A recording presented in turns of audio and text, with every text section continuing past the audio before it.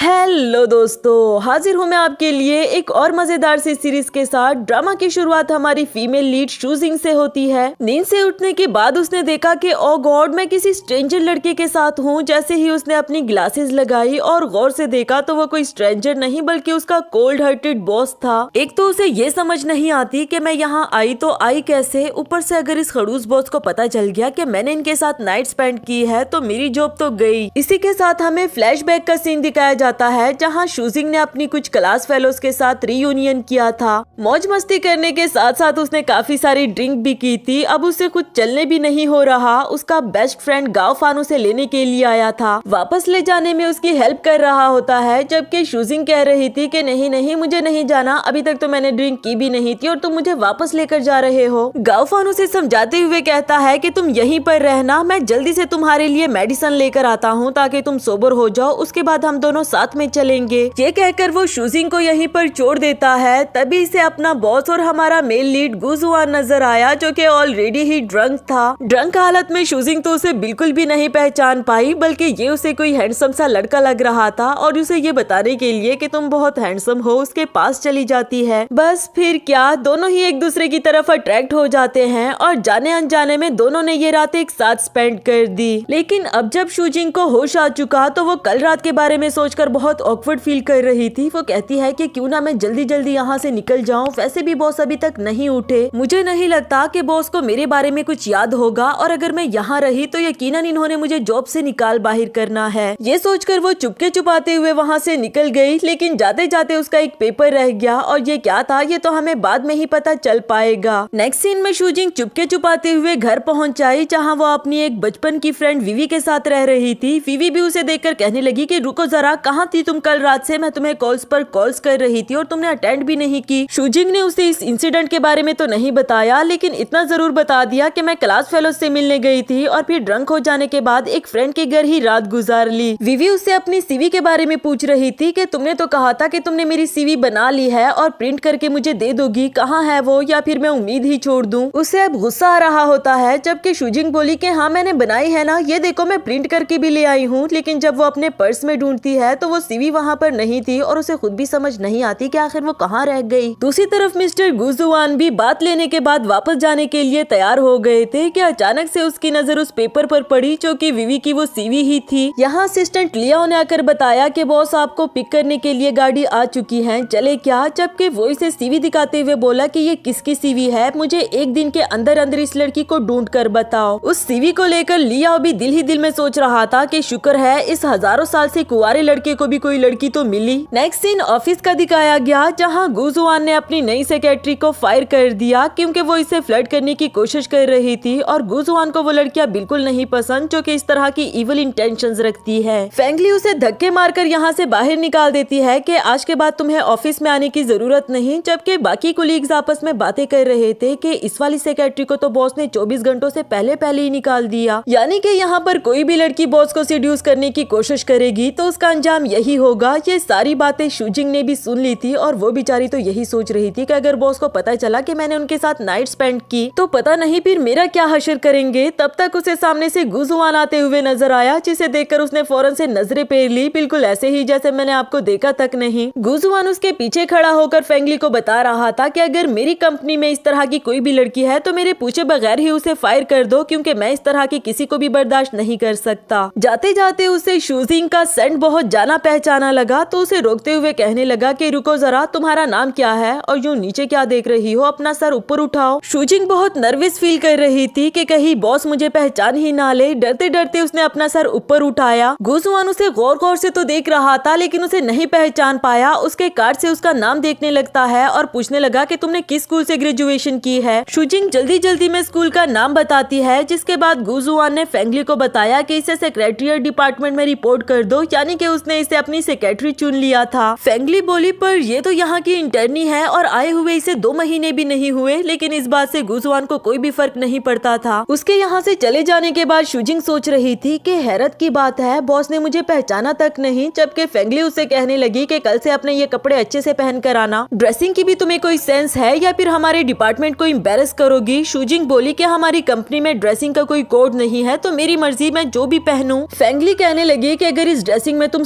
Stupid ना लग रही होती तो बॉस कभी भी तुम्हें अपनी सेक्रेटरी ना चुनते, जो कहकर वो जाने लगी। और शूजिंग बोली कि क्या मतलब है तुम्हारा, अगर मेरी ड्रेसिंग से तुम लोगों को फर्क पड़ता है तो किसी और को ये पोजीशन दे दो, मुझे खामखा में तुम लोगों का ये एहसान नहीं चाहिए। फेंगली बोली कि सोच लो, मैं तो किसी और को दे दूंगी, लेकिन इस पोस्ट की सैलरी 50,000 युआन है, जो कि तुम खुद ही अपने हाथों से गवा दोगी। 50,000 का सुनकर तो शूजिंग के होश ही उड़ गए थे, क्योंकि आज तक उसने 4-5 हजार वाली जॉब ही की थी। खुशी के मारे तो उसने जंपिंग ही करना स्टार्ट कर दिया। खुद से ही कहने लगी कि इतने पैसों में मैं विवी का और गाओफान का अच्छे से ख्याल रख सकती हूँ। ये खुशी की खबर वो जल्दी जल्दी से कॉल करके विवी को सुनाना चाहती थी, जबकि विवी ने उसकी कॉल काट दी, क्योंकि सीवी के थ्रू लियाओ ने उसे ढूंढ लिया था। गुजुआन उससे पूछ रहा था कि क्या कल रात मेरे साथ होटल में तुम ही थी, असल में तुमने वहाँ पर सीवी छोड़ दी थी और इसी के जरिए ही मैं तुम्हें ढूंढ पाया। विवी को समझ नहीं आ रही थी कि कौन सा होटल, दिल ही दिल में सोच रही थी कि मैं तो इसे जानती तक नहीं। जबकि गुजुआन कहने लगा कि मैं यहाँ तुम्हें ये बताने के लिए आया हूँ कि मैं तुम्हारी रिस्पॉन्सिबिलिटी उठाने के लिए तैयार हूँ। तुम्हारे पास 2 ही ऑप्शंस है, या तो तुम ये 6 मिलियन का चेक रख लो, जिसके बाद तुम कल रात के बारे में भूल जाओगी, हम दोनों का एक दूसरे से कोई भी लेना देना नहीं होगा। दूसरा ऑप्शन ये कि तुम मेरे साथ मेरे घर में रह सकती हो, लेकिन हम दोनों के बीच में कोई भी रिलेशनशिप नहीं होगा, क्योंकि मेरे पास ना तो इतना टाइम है और ना ही इतनी एनर्जी कि मैं रिलेशनशिप जैसी चीजों पर वेस्ट करूं। तुम इन दोनों ऑप्शंस के बारे में अच्छे से सोच सकती हो, ये मेरा कार्ड है, जब अच्छे से सोच लो तो फिर मुझे कॉल करके बता देना। दूसरी तरफ शूजिंग खुशी खुशी से घर आ रही थी विवी को ये न्यूज देने के लिए, तभी गुजुआन की गाड़ी वहाँ से गुजर जाती है। दोनों एक दूसरे को नहीं देख पाए। विवी ने जैसे ही उसे घर के अंदर आते देखा तो कार्ड को छुपाने के चक्कर में उसके हाथ से कार्ड नीचे गिर जाता है। शूजिंग खुशी खुशी से उसे अपनी जॉब के बारे में बता रही थी और ये भी कि कितनी हाई सैलरी है। विवी किसी भी तरह ट्रिक्स करके उस कार्ड को उठा लेती है। शूजिंग को बनक तक पड़ने नहीं दी कि यहाँ पर गुजुआन आया था और उसे कितनी बड़ी ऑफर देकर गया है। असल में उसे इस बात का अंदाजा हो गया था कि गुजुआन के साथ होटल में जिसने नाइट स्पेंड की वो शूजिंग ही थी और वही मेरी सीवी वहाँ पर छोड़ कर आई। खैर उसने शूजिंग को ये बताया कि मेरी एक बहुत बड़ी कंपनी में जॉब लग गई, जो कि मुझे 1 लाख सैलरी दे रहे हैं। इतनी हाई सैलरी का सुनकर शूजिंग हैरान हो गई कि इतनी ज्यादा सैलरी, तुम मुझे उस कंपनी का नाम बताओ, जरा मैं सर्च करूं कि कहीं कोई तुम्हें स्कैम तो नहीं कर रहा। अपने झूठ को छुपाने के लिए विवी बोली कि नहीं नहीं, स्कैम नहीं है, मैंने सब कुछ अच्छे से देख लिया है। मैं जानती हूँ कि तुम मेरी दोस्त हो, तुम्हें मेरी फिक्र होती है, लेकिन मेरी इतनी बड़ी खुशी पर भी तुम खुश नहीं, बल्कि उल्टा मुझसे सवालों पर सवाल करती जा रही हो। शूजिंग बोली कि नहीं नहीं, ऐसी कोई बात नहीं है, मैं तुम्हारे लिए बहुत खुश हूँ, मैं तो बस तुम्हारी सेफ्टी के लिए कह रही थी। विवी फौरन से बात बदलते हुए कहने लगी कि तुम मुझे अपनी जॉब के बारे में बताओ। मैंने सुना है कि तुम्हारा बॉस बहुत ही हैंडसम और बहुत रिच है। क्योंकि वो गुजुआन के बारे में जानना चाहती थी, उसे पता था कि वो इसका बॉस है। शूजिंग ने बताया कि मैंने उसे कुछ ज्यादा तो नहीं देखा, लेकिन अब मैं उसकी सेक्रेटरी बन गई हूँ, ऐसा लगता है कि रोज रोज मुझे उसकी शक्ल देखनी पड़ेगी। अब ये तो विवी के लिए अच्छी बात नहीं थी, क्योंकि हो सकता है गुजुआन इसे फ्यूचर में पहचान ले, जो कि विवी तो कभी भी नहीं चाहती। पूछने लगी कि कुछ उसकी प्राइवेट लाइफ के बारे में बताओ, मैंने सुना है कि वो बहुत सारी लड़कियों के साथ डेट्स करता फिरता है। शूजिंग ने बताया कि कहाँ की प्राइवेट लाइफ, उसे तो लड़कियों में कोई इंटरेस्ट ही नहीं। तुम्हें पता है उसने मुझे अपनी सेक्रेटरी क्यों बनाया? क्योंकि पूरी कंपनी में मैं ही उसे सबसे स्टूपिड लड़की लगी, जो कभी भी उसे सेड्यूस करने की कोशिश नहीं करेगी। विवी अब शूजिंग के ख्याल जानना चाहती थी। पूछने लगी कि तुम बताओ, क्या तुम्हें वो पसंद है? नहीं, मेरा मतलब ये था कि अगर उसने तुम्हें अपनी सेक्रेटरी बना लिया है तो हो सकता है कभी तुम उसे पसंद भी आ जाओ। इसके जवाब में शूजिंग ने बताया कि बिल्कुल भी नहीं, मुझे उसमें कोई इंटरेस्ट नहीं, बल्कि हम दोनों 2 अलग दुनिया से हैं। अगर हाई सैलरी वजह ना होती ना तो मैं तो कभी उसकी सेक्रेटरी भी ना बनती। विवी अब रिलाइव हो चुकी थी कि इसे गुजुआन में कोई इंटरेस्ट नहीं, तो मैं ही अपना चांस मार लेती हूँ। नेक्स्ट सीन रात का दिखाया गया, जब शूजिंग सो चुकी थी तो विवी ने चुपके छुपाते हुए गुजुआन को कॉल करके बताया कि मैंने अच्छे से सोच लिया है, मैं तुम्हारे घर में शिफ्ट होना चाहती हूँ, क्या कल सुबह 9 बजे तुम मुझे पिक कर लोगे? जिससे उसको कोई मसला नहीं होता।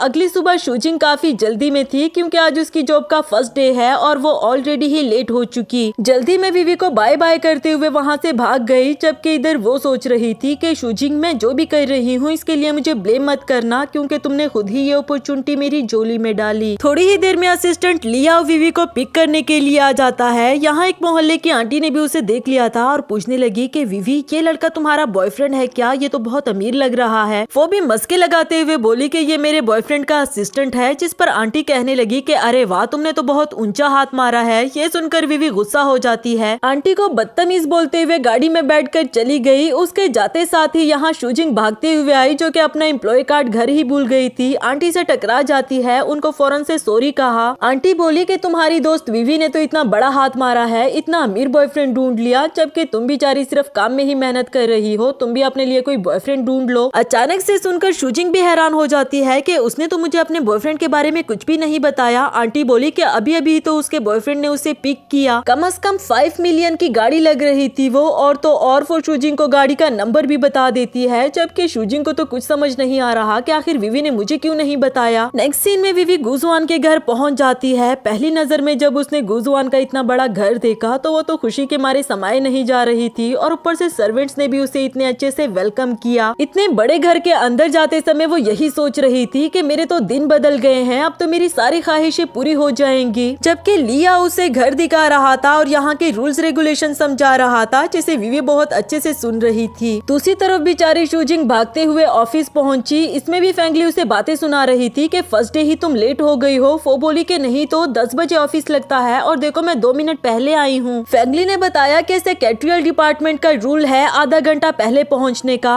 अब ये फाइल उठाओ, काम करने के साथ साथ जाकर अपना फाइन लेटर भी साइन करो। शूजिंग को बिल्कुल अच्छा नहीं लगा, उतरा हुआ मुंह उठाकर वहाँ से जाने लगी। फेंगली ने उसे आवाज दी कि अगर ऐसे ही चलती रही ना तो बॉस ने तुम्हें फायर कर देना है। ये सुनकर उसने भागना शुरू कर दिया गुजुआन से पहले पहुंचने के लिए। यहाँ लिफ्ट में वो जाना चाह रही थी पर उसमें पहले ही कोई जाकर क्लोज कर देता है, जिस पर उसे काफी ज्यादा गुस्सा आ गया कि ये कौन मनहूस इंसान था जिससे 1 मिनट का वेट भी नहीं हो रहा। तभी सामने से लिफ्ट खुला, जो कोई और नहीं बल्कि गुजुआन ही होता है। कहने लगा कि आप खड़ी रहोगी या अंदर भी आओगी। बेचारी शूजिंग तो ये बिल्कुल भी एक्सपेक्ट नहीं कर रही थी। खैर वो अंदर जाकर उसके साथ साइड पर खड़ी हो जाती है। चोरी छुपे गुजुआन को देखकर दिल ही दिल में सोच रही थी कि बॉस का फिगर तो कितना परफेक्ट है। सिर्फ यही नहीं बल्कि ख्वाबों ख्यालों में तो उसने बॉस के साथ रोमांस भी स्टार्ट कर दिया था, वो भी बहुत हाई लेवल का। यहाँ खड़े खड़े ही वो जोन आउट हो गई थी। गुजुआन ने जब उसके ये अजीबो गरीब से एक्सप्रेशंस देखे तो पूछने लगा कि तुम जानती हो ना कि मैंने तुम्हें अपनी सेक्रेटरी क्यों बनाया। ये सुनकर वो भी होश में आ गई, कहने लगी कि जी मैं जानती हूँ, मैं स्टूपिड हूँ इसीलिए ही बनाया। तो गुजुआन बोला कि इस बात को अच्छे से याद भी रखना। शूजिंग फौरन से प्रॉमिस करते हुए बोली कि मेरे दिल में आपके लिए कोई फीलिंग्स नहीं है, बल्कि मैं तो आपको मर्द समझकर देखती भी नहीं। आप मेरे लिए मेरे लीडर हैं, बहुत नोबल लीडर। इस बात का यकीन दिलाने के लिए वो गुजुआन के सामने झुक जाती है, जबकि उसको तो ये और भी ज्यादा अजीबो गरीब लगने लगी। खैर वहाँ से चला गया। इधर शूजिंग सोच रही थी कि अगर मैं ये हाई सैलरी वाली जॉब करना चाहती हूँ ना तो फिर मुझे उस रात के बारे में सब कुछ भूलना होगा। नेक्स्ट सीन में जब गुजुआन ऑफिस में इंटर हुआ तो लियाओ बता रहा था कि आज शाम को मिस विवी के साथ आपकी डिनर डेट है। इसके अलावा कुछ और मीटिंग्स के बारे में भी बता रहा था, लेकिन गुजुआन ने उसकी एक भी बात नहीं सुनी क्योंकि वो अपने ख्वाबों ख्यालों में था। गुस्से में उसे पूछने लगा कि एक बात बताओ, क्या मैं तुम्हें मर्द की तरह नहीं लगता?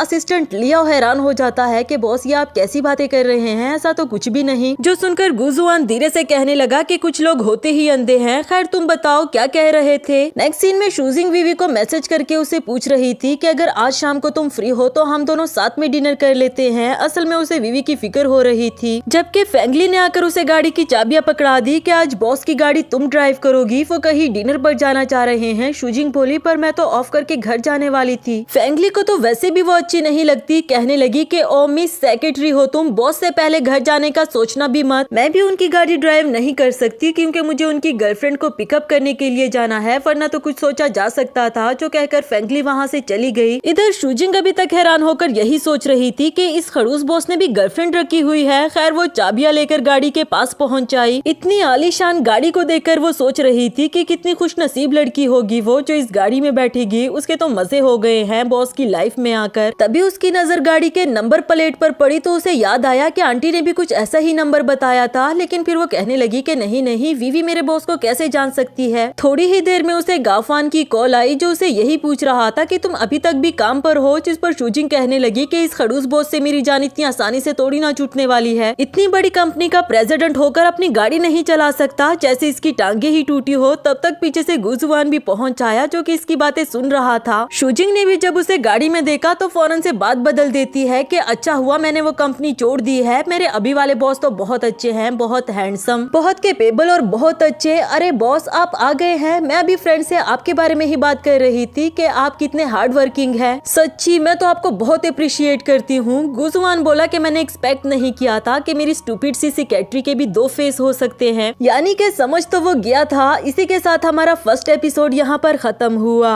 हेलो दोस्तों, तो बढ़ते हैं इस सीरीज के सेकंड एपिसोड की तरफ। एपिसोड की शुरुआत बिल्कुल उसी सीन से होती है जहां गुजुआन अभी अपनी सेक्रेटरी से बात कर ही रहा था कि दूसरी तरफ उसका एक बड़ा क्लाइंट जो कि काफी ड्रंक था वो भी आ पहुंचा। कहने लगा कि अरे मिस्टर गुजुआन, अच्छा हुआ कि आपसे मुलाकात हो गई। ये आपके साथ कौन है? आपकी सेक्रेटरी है क्या? वो पिछली वाली तो ज्यादा प्यारी थी, इसकी शक्ल अच्छी नहीं है पर फिगर इसका भी बहुत अच्छा है। ये कहते हुए वो अभी शुजिंग को टच करने वाला था कि गुजुआन ने पहले ही उसका हाथ पीछे झटक दिया। उसे गले से पकड़ लेता है कि तुम्हारी इतनी हिम्मत कि तुम मेरे बंदों को हाथ भी लगाओ, मैं तुम्हारे हाथ ना तोड़ दूं। और अगर तुम्हें ये लगता है कि हमारे बीच में कोऑपरेशन चल रही है इसलिए मैं तुम्हारा लिहाज करूंगा तो ये तुम्हारी भूल है। मैं अभी के अभी उस कोऑपरेशन को खत्म करता हूँ। फिर उसे उसके असिस्टेंट के हवाले कर दिया और यहाँ से दफा होने के लिए कहा। अब तो वो क्लाइंट बहुत माफिया मांग रहा था लेकिन इसका क्या फायदा। शुजिंग को भी उस क्लाइंट पर काफी ज्यादा गुस्सा आया लेकिन दूसरी तरफ उसे अच्छा भी लग रहा था जिस तरह उसके बॉस ने उसे डिफेंड किया। नेक्स्ट सीन में ड्राइविंग करते हुए अचानक से गुजुआन की तबीयत खराब हो गई। वो बाहर आकर वॉमिटिंग करने लगता है। शुजिंग को भी उसकी फिक्र हो रही थी। कहने लगी कि आपको ड्रिंक करने की क्या जरूरत थी? अच्छा एक बात बताएं, अभी जो आपने क्लाइंट के साथ अपनी कोऑपरेशन खत्म की क्या वो मेरी वजह से? अगर मेरी वजह से की तो क्यों खत्म की? मैं आपके ऑफिस की एक छोटी सी एम्प्लॉय हूँ। जिस पर गुजुआन कहने लगा कि तुम मेरे लोगों में से हो, कोई मेरे लोगों की इंसल्ट करे तो ये डायरेक्टली मेरी इंसल्ट है जो कि मैं कभी भी बर्दाश्त नहीं करूंगा। मैं ड्राइविंग नहीं कर पा रहा, प्लीज तुम कर देना। जो कहकर वो गाड़ी में बैठ जाता है। इधर शुजिंग सोच रही थी कि ये इतना भी अनोइंग नहीं जितना कि मैंने सोचा था। दूसरी तरफ विवी बहुत अच्छे से तैयार हो जाती है और खुश हो रही थी कि बस गुजुआन आता ही होगा तो हम दोनों साथ में डिनर करेंगे। लेकिन गुजुआन तो आते आते ड्रंक हो चुका था जिसे शुजिंग ही संभालते हुए ला रही थी। विवी ने जब उसे अचानक से देखा तो वो साइड पर चुप जाती है। उसे गुस्सा आ गया कि ये कहाँ से आ गई अब। जबकि इधर शुजिंग उसे सोफा पर बिठाकर जाने ही वाली थी कि गुजुआन ने उसका हाथ पकड़ लिया। पूछने लगा कि कहाँ जा रही हो? तुम्हारे पास से इतनी प्यारी सेंट क्यों आती है? तुम्हें पता है मैं जब भी तुम्हारे पास होता हूँ तो बहुत सेफ फील करता हूँ। असल में वो शुजिंग को उस रात वाली लड़की समझ रहा था और बिल्कुल ठीक ही समझ रहा था। विवी को देखकर काफी ज्यादा गुस्सा आ रहा था। इधर शुजिंग भी यही कहती है कि आपने मुझे कोई और समझ लिया है, प्लीज मुझे जाने दे। गुजुआन उसे जाने तो नहीं देता बल्कि उल्टा जबरदस्ती उसे किस करने लगा। इधर शुजिंग भी किसी तरह उसे चक्की काट कर खुद को छुड़ा देती है और भागते हुए वहाँ से निकल गई। इसी मौके का फायदा विवी उठाना चाहती थी। वो जल्दी जल्दी गुजुआन के पास आई और बताया कि मैं वापस आ गई हूँ। जिस पर वो बंद आंखों से पूछने लगा कि तुम कहाँ चली गई थी। लेकिन फिर जैसे ही विवी उसके करीब आई और गुजुआन ने उसे देखा तो फौरन उसे खुद से दूर कर देता है। कहने लगा कि तुम यहाँ पर क्या कर रही हो? अपने कमरे में जाओ। साथ ही साथ उसे डांट भी दिया कि आइंदा से मेरे सामने प्रॉपर ड्रेसिंग करके आना, मुझे इस तरह की लड़कियां बिल्कुल भी नहीं पसंद। उसके जाने के बाद गुजुआन यही सोच रहा था कि इस बार मुझे इसके पास से ऐसी सेंट क्यों नहीं आई जो कि उस बार आई थी। उधर विवी को भी शुजिंग पर काफी ज्यादा गुस्सा आ रहा था कि इसने हमारा डिनर खराब कर दिया है। तभी उसे शुजिंग का मैसेज भी आया जो कि इसे मिलने के लिए कह रही थी। इसके साथ ही उसने फौरन से मना कर दिया कि मैं बिजी हूँ। खैर ये बताओ कि तुम एक खुशबू वाला जेल यूज करती थी ना, वो कौन सा जेल है? शुजिंग ने बताया कि वो अभी भी घर पर पड़ा हुआ है, अगर तुम्हें चाहिए तो आकर ले जाओ। नेक्स्ट सीन अगली सुबह का दिखाया गया जहाँ गुजुआन बात ले रहा होता है पर अभी भी ख्वाबों ख्यालों में खोया हुआ था। बाहर आकर उसने नोटिस किया कि उसके लिप पर चोट लगी हुई है तो उसे याद आया कि ये तो उसकी सेक्रेटरी ने चक्की मारी थी। कंटिन्यूअसली वो शुजिंग के बारे में ही सोच रहा था। दूसरी तरफ से विवी उसके लिए सूप लेकर आई और उसे मस्के लगाते हुए कहती है कि देखो प्लीज मुझसे नाराज मत हुआ करो, मैं तुम्हारे घर में नौकरानी भी बनकर रह सकती हूँ लेकिन मुझे यहाँ से जाने का मत कहना। कल हम दोनों साथ में डिनर नहीं कर पाए तो क्या हम आज रात करें? मैं तुम्हारे लिए सब कुछ बना दूंगी जो तुम्हारा फेवरेट हो। गुजुआन उसकी बातों का कोई जवाब नहीं देता और उसे डिनर के लिए भी मना कर दिया कि इसकी कोई जरूरत नहीं, तुम अपने कमरे में जाओ। नेक्स्ट सीन में शुजिंग ऑफिस पहुंची और उसने देखा कि मेरा शूज टूट गया है। कहने लगी कि क्या मुसीबत है यार। तभी उसके कुलीग्स ने भी उनसे पूछा कि आज शाम हम डिनर के लिए बाहर जाने वाले हैं, क्या तुम भी हमारे साथ चलोगी? इसके लिए उसने सॉरी करते हुए मना कर दिया कि आज शाम को मुझे कहीं और जाना है। तो वो बोले कि कहीं बॉयफ्रेंड के साथ डेट पर तो नहीं जाना। ये बात आते हुए गुजुआन ने भी सुन ली और शायद ये उसे अच्छा नहीं लगा। उसे फौरन से अपने ऑफिस में बुला लेता है। शुजिंग को समझ नहीं आ रही थी कि अब क्या काम पड़ गया। फिर जब वो ऑफिस में पहुंची और उसने देखा कि बॉस के लिप पर चोट लगी हुई है तो उसे याद आया कि ये तो कल रात मैंने ही चक्की काटी थी, कहीं ये मुझसे मेडिकल एक्सपेंस तो नहीं मांगना चाहता। गुजुआन अभी कुछ कहने ही वाला था कि शुजिंग पहले से बोल पड़ी, देखो मेरे पास पैसे नहीं है, ना ही मैं दूंगी क्योंकि मेरी गलती नहीं थी। वो बोला कि तुम पागल हो गई हो क्या दिमाग घर छोड़कर आई हो? मैं तुमसे प्रोजेक्ट की बात कर रहा हूँ और तुम पता नहीं क्या सोची जा रही थी। कल सुबह मुझे वो प्रोजेक्ट कंप्लीट डेट चाहिए। असल में वो शुजिंग की डेट को खराब करना चाहता था, जो कि उसे सिर्फ एक मिसअंडरस्टैंडिंग हुई थी। शुजिंग को काफी ज्यादा गुस्सा आ गया कि एक हफ्ते का काम मैं सिर्फ एक रात में कैसे कर सकती हूँ, पर बॉस के ऑर्डर्स थे तो क्या ही कह सकती थी। गुस्से में वहाँ से जाने लगी कि बॉस ने उसे आवाज देकर वापस बुला लिया, ये कहते हुए कि क्या मैंने तुम्हें जाने के लिए कहा था। ये बोली, पर आपने मुझे कुछ और भी तो करने के लिए नहीं कहा। इसके बाद गुजुआन ने सोफा पर रखे हुए गिफ्ट दिखाते हुए बताया कि इसमें सबसे सूटेबल वाला सेलेक्ट करने में मेरी हेल्प करो, आखिर तुम भी एक लड़की हो। शुजिंग बोली कि यकीनन आप अपनी गर्लफ्रेंड के लिए सेलेक्ट कर रहे होंगे। दिल ही दिल में वो सोच रही थी कि मेरा तो शूज भी टूटा हुआ है, कितनी एम्बेरसमेंट वाली बात है, मैं इनको ट्राई कैसे करूंगी। गुजुआन ने ये बात पहले ही नोटिस कर ली और उसे एक पेयर ऑफ शूज दे देता है जो कि बहुत प्यारे थे। शुजिंग को भी काफी ज्यादा पसंद आए, पूछने लगी कि ये मेरे लिए। वो बोला कि हाँ तुम्हारे लिए, अब ये टूटे हुए शूज पहन भी दो, बाहर जाओगी तो लोग क्या सोचेंगे कि मेरी सेक्रेटरी होकर तुमने टूटे हुए शूज पहने हैं। इधर शुजिंग धीरे से बोली कि मतलब तुम अपनी इज्जत बचाना चाह रहे हो। उसने भी सुन लिया था, पूछने लगा कि क्या कहा तुमने। अब वो फौरन से बात बदलते हुए कहने लगी कि बॉस मैं ये कह रही थी कि ये शूज काफी ज्यादा एक्सपेंसिव लग रहे हैं, ऐसा तो नहीं होगा ना कि ये पैसे आप मेरी सैलरी से काट देंगे। नेक्स्ट सीन में वो बॉस के साथ विवी के लिए कुछ शॉपिंग करने को गई थी। वापसी में उसे गाओफान नजर आया और दूर से ही आवाज देते हुए कहने लगी कि हे हस्बैंड। गुजुआन भी देखकर हैरान था कि आखिर ये हो क्या रहा है। उस लड़के को देखकर ये तो मुझे कुछ समझ ही नहीं रही। ऊपर से शुजिंग ने इसे शॉपिंग बैग्स भी पकड़ा दिए, ये कहते हुए कि तुम पकड़ो जरा, मैं अभी आती हूँ। गुजुआन ने उसे पूछा कि ये लड़का कौन है, तो इसने बताया कि ये मेरा दोस्त है। जिसके बाद वो गाओफान के पास जाकर उसे डांटने लगी कि इतने दिनों से कहाँ थे तुम, मुझसे मिलने के लिए क्यों नहीं आए। गाओफान ने भी उसे एक गिफ्ट दिया और बताया कि ये मैंने तुम्हारे लिए लिया है। इधर गुजुआन उनको देखकर जेलस हो रहा था, ऊपर से वो ये भी सोच रहा होता है कि मैं इसका बॉस हूँ या फिर इसका सेक्रेटरी। खैर गुस्से में इग्नोर करके वहाँ से चला जाता है। गाओफान पूछने लगा कि विवी का कुछ पता नहीं चल रहा, वो कितना बिजी रहने लगी है। शुजिंग बोली कि सच बताऊं ना तो मुझे भी उसकी बहुत टेंशन होती है, लेकिन पता नहीं वो हमसे कांटेक्ट क्यों नहीं करना चाह रही। नेक्स्ट सीन में विवी वो बैग देखकर काफी ज्यादा खुश हो गई थी और जब फैंगली ने बताया कि ये कितना ज्यादा एक्सपेंसिव है, ये सुनकर तो वो और भी ज्यादा खुश हो गई। उसे यकीन हो गया कि गुजुआन मुझसे जरूर शादी करेगा। इसी दौरान शुजिंग ने उसे कॉल किया, अपने साथ डिनर पर बुला रही थी कि मैं और गाओफान साथ में डिनर करने के लिए जा रहे हैं, अगर तुम इस बार नहीं आई ना तो आई स्वेयर कि हमारी दोस्ती खत्म हो जाएगी। विवी ने भी आने के लिए हाँ कहकर कॉल काट दी, पर सिर्फ इसलिए कि वो शुजिंग को दिखाना चाहती थी कि मैं कितनी अमीर हो गई हूँ और अब मैं तुम्हारे बगैर भी रह सकती हूँ। नेक्स्ट सीन में वो दोनों डिनर पर आए थे, जहाँ शुजिंग तो कंटिन्यूसली अपने बॉस की बुराइयां कर रही थी कि किस तरह टोंट मारकर उसने मुझे ये शूज दिए, वो भी सिर्फ अपनी इज्जत बचाने के लिए। गाओफान बोला कि जब से आई हो तब से बॉस बॉस ही किए जा रही हो, ध्यान रखना कहीं तुम्हें उनसे प्यार ना हो जाए। शुजिंग बोली कि प्यार और मुझे उनसे नफरत होती है, मुझे उनसे तो। तभी दूसरी तरफ से विवी भी काफी तैयार होकर वहाँ पर पहुँच आई, सबकी नजरें उस पर टिकी हुई थी। गाओफान भी उसे देखकर कहने लगा कि तुम्हारे बॉस को तो इस तरह की लड़कियां बिल्कुल भी नहीं पसंद ना। शुजिंग भी हंसने लगी कि तुम मेरे बॉस को कितना ज्यादा जान गए हो, जबकि उन्होंने विवी को बिल्कुल भी नहीं पहचाना। वो आकर इन दोनों को हेलो हाय करती है। गाओफान बोला कि सॉरी आप कौन, तो विवी कहने लगी कि 2-4 दिन में तुमसे दूर क्या हो गई हूँ, तुमने मुझे पहचानने से ही इनकार कर दिया। यहाँ दोनों ही खुश होने के साथ साथ हैरान भी हो गए थे। उसे फौरन से अपने साथ बैठने के लिए कहा, जबकि विवी ने उसके हाथ में वो बैग भी पहचान लिया था कि ये तो वही बैग है जो मेरे बॉस ने अपनी गर्लफ्रेंड को दिया। बातों ही बातों में विवी से पूछने लगी कि ना तुम हमसे मिल रही हो ना हमसे कोई कांटेक्ट रख रही हो, बताओ तुम्हारी जॉब कैसे चल रही है। वो बोली कि सब कुछ फिट फाट, मेरे बॉस तो बहुत अच्छे हैं, देखो ये सब कुछ मेरे लिए मेरे बॉस ने ही खरीदा है, अच्छा है ना। गाओफान ने जब उसे उसकी कंपनी का नाम जानना चाहा तो ये बोली कि छोड़ो ना, नाम में क्या रखा है। शुजिंग कहने लगी कि आखिर हम दोस्त हैं, तुम हमसे क्यों छुपा रही हो, सच क्यों नहीं बता देती कि तुम्हारी कोई जॉब नहीं लगी, असल में तुम्हें किसी से प्यार हो गया था और अब तुम उसके घर में रह रही हो, तो ये बात भी हमसे छुपाने की क्या जरूरत थी। पहले तो विवी हैरान हो गई कि इससे कैसे पता, लेकिन फिर खुद को डिफेंड करते हुए बोली कि मैं तुम दोनों से डिफरेंट हूँ, ना तो मेरे पास इतनी एजुकेशन है और ना ही स्किल्स, तो इसमें क्या बुरा है अगर मैंने अपना घर बसाने के बारे में सोचा और अपने बॉयफ्रेंड के साथ रहने लग गई हूँ। तुम दोनों हमेशा मेरे अगेंस्ट रहते हो क्योंकि तुम दोनों ज्यादा अच्छे दोस्त हो ना। शुजिंग को यह बात सुनकर और भी ज्यादा गुस्सा आ गया कि एक तो हमें तुम्हारी फिक्र हो रही है, हम तुम्हारे बारे में सोच रहे हैं कि पता नहीं वो कैसा लड़का होगा, और तुम हो के फजूल बातें किए जा रही हो। दोनों ही काफी ज्यादा हाइपर हो गई थी, तो गाओफान दोनों को रिलैक्स करके बिठा देता है। विवी को समझाया कि हम तीनों बचपन के दोस्त हैं, बचपन से ही एक साथ रहे हैं, तो भला हमसे छुपाने का क्या फायदा, तुम हमें अपने बॉयफ्रेंड का नाम बता क्यों नहीं देती। विवी भला क्यों बताने लगी, कहने लगी कि तुम लोगों को मैं बेवकूफ लगती हूँ ना, ना यही समझते हो ना कि कोई भी मुझे आसानी से बेवकूफ बना सकता है, इसलिए तो कब से मुझसे मेरे बॉयफ्रेंड का नाम पूछ रहे हो। यानी कि बात को खत्म करने के बजाय बढ़ा रही थी और आखिर में तो उठते हुए ये कहकर वहाँ से जाने लगी कि आज के बाद मैं तुम दोनों की दोस्त नहीं हूँ और ना ही मेरे पीछे आने की कोशिश करना। गाओफान तो उसके पीछे जाकर रोकना चाहता था, मगर इधर शूजिंग ने मना कर दिया। कहने लगी कि जाने दो इसे, कुछ दिन हमारे बगैर रहेगी ना तो लग पता जाएगा इसे कि हर किसी का भरोसा नहीं किया जा सकता। चाहे वो मुझसे दोस्ती तोड़ दे पर मैं उसे नहीं छोड़ सकती, क्योंकि उसने मेरी जान बचाई थी और ये बात तुम भी बहुत अच्छे से जानते हो। दोनों ही उसे देखने के लिए बाहर तक आए, लेकिन तब तक वो एक गाड़ी में बैठकर चली गई। गाफान बोला कि ये तो किसी कम्युनिटी की गाड़ी लग रही है। खैर उसे वीचैट पर मैसेज करना चाह रहा था, लेकिन विवी ने इन दोनों का कॉन्टैक्ट नंबर भी डिलीट कर दिया, जिस पर शूजिंग कहने लगी कि पता नहीं ये लड़की चाहती क्या है। यहाँ तेजी से एक गाड़ी आ रही थी, जिसे शूजिंग को बचाने के लिए गाफान ने उसे अपनी तरफ खींच लिया और हम देखते हैं कि ये गाड़ी किसी और की नहीं बल्कि गुजुआन की थी। लिया उसे देखकर कहने लगा कि बॉस ये तो हमारी सेक्रेटरी शूजिंग है ना, मानना पड़ेगा कि इनके रोमांस का लेवल जरा अलग है। कितनी प्यारी लग रही है ना। पर गुजुआन शायद जेलस हो रहा था, कहने लगा कि तुम कुछ ज्यादा ही नहीं बोलने लग गए, अपना मुंह बंद रखो। फौरन से शूजिंग को कॉल करके बताया कि प्रोजेक्ट के डॉक्यूमेंट्स लेकर आओ, मैं तुम्हारे साथ डिस्कस करना चाहता हूँ और मैं लियाओ को तुम्हें पिक करने के लिए भेज दूंगा। शूजिंग ने ओके तो कह दिया, लेकिन कॉल कटने के बाद उसे काफी ज्यादा गुस्सा आ रहा था। गाओफान से कहने लगी कि मैं अपनी जॉब चेंज करना चाहती हूँ, इस खड़ूस बॉस के साथ मैं एक मिनट भी और नहीं रह सकती। असल में गुजुआन को लग रहा था कि शायद वो लड़का इसका बॉयफ्रेंड है। गाओफान बोला कि ये रात को भी तुम्हें अपने घर पर बुला रहा है, ये प्रोफेशनल वे थोड़ी ना हुआ। लेकिन शूजिंग बोली कि तुम फिक्र नहीं करो, मैं सेफ हूँ, चलो हम बाद में मिलते हैं। मुझे रिसीव करने के लिए गाड़ी आ गई। नेक्स्ट सीन में विवी गुजुआन के पास आकर उसके मस्के लगा रही थी कि तुमने जो मुझे गिफ्ट दिया है वो मुझे बहुत पसंद आया, अब जब तुमने मुझे गिफ्ट दिया है तो मैं भी तुम्हें कुछ देना चाहती हूँ। गुजुआन उसकी बातों का कोई भी जवाब नहीं देता, बिल्कुल ऐसे ही जैसे वो सुन ही ना रहा हो। दूसरी तरफ असिस्टेंट लिया उन्हें बताया कि सेक्रेटरी शूजिंग आ गई है। उसका नाम सुनकर विवी फौरन से उठ खड़ी हुई, कहने लगी कि तुम बिजी हो, हम बाद में बात कर लेते हैं, अभी मैं अपने रूम में जा रही हूँ। लिया उसे इतनी जल्दी में जाता हुआ देखकर पूछने लगा कि मिस आप ठीक तो है ना। शूजिंग भी दिल ही दिल में यही सोच रही थी कि यकीनन ये बॉस की गर्लफ्रेंड होगी, जबकि विवी मुड़कर इन दोनों की तरफ नहीं देखती और जल्दी जल्दी में वहाँ से भाग निकली। इधर गुजुआन कहने लगा कि तुम डॉक्यूमेंट्स ले आई हो, चलो अब जल्दी से इसे मेरे स्टडी रूम में ले आओ। नेक्स्ट सीन में शूजिंग खुद को धीरे से मोटिवेशन दे रही थी कि 50,000 युआन की खातिर तुम्हें ये काम करना पड़ेगा, गुस्सा मत करना, तुम ये कर सकती हो, तुम सब कुछ कर सकती हो। गुजुआन ने जब उसे देखा तो पूछने लगा कि क्या हुआ, तुम्हें ओवर टाइम करने में गुस्सा आ रहा है या फिर मैंने तुम्हारी डेट डिस्टर्ब कर दी इसलिए। जिस पर वो बोली कि नहीं नहीं बॉस, ऐसी तो कोई भी बात नहीं, मैं तो ओवर टाइम बहुत खुशी से करती हूँ और वैसे भी ये हमारी कंपनी के बेटरमेंट के लिए ही है ना। लेकिन फिर बैठते हुए धीरे से कहने लगी कि एक तो हमसे ओवर टाइम कराओ और हमें गुस्सा होने का भी कोई हक नहीं। उधर गुजुआन बोला कि मैं सुन रहा हूँ, वैसे सच बताओ क्या इस रात में भी तुम अपने बॉयफ्रेंड के साथ डेट पर गई थी। शूजिंग ने भी उसे करारा जवाब दिया कि बॉस कहीं आपने अपने आप को अपने एम्प्लॉइज की पर्सनल लाइफ का इंचार्ज तो नहीं समझ लिया। तभी उसे गाओफान का वॉइस मैसेज आया कि क्या अभी तक तुम काम कर रही हो, जैसे ही तुम्हारा काम खत्म हो जाए तो मैं तुम्हें पिक करने के लिए आ जाऊंगा। जिस पर गुजुआन बोला कि तुम दोनों को अलग हुए कुछ ज्यादा टाइम तो नहीं हुआ, कितना चिपकू है ये लड़का। दूसरी तरफ मेड ने आकर बताया कि बॉस मैडम के स्टमक में अचानक से पेन स्टार्ट हो गया है, आप प्लीज जाकर देख लें। गुजुआन बोला कि अभी तक तो ठीक थी। खैर वो उसे देखने के लिए चला गया।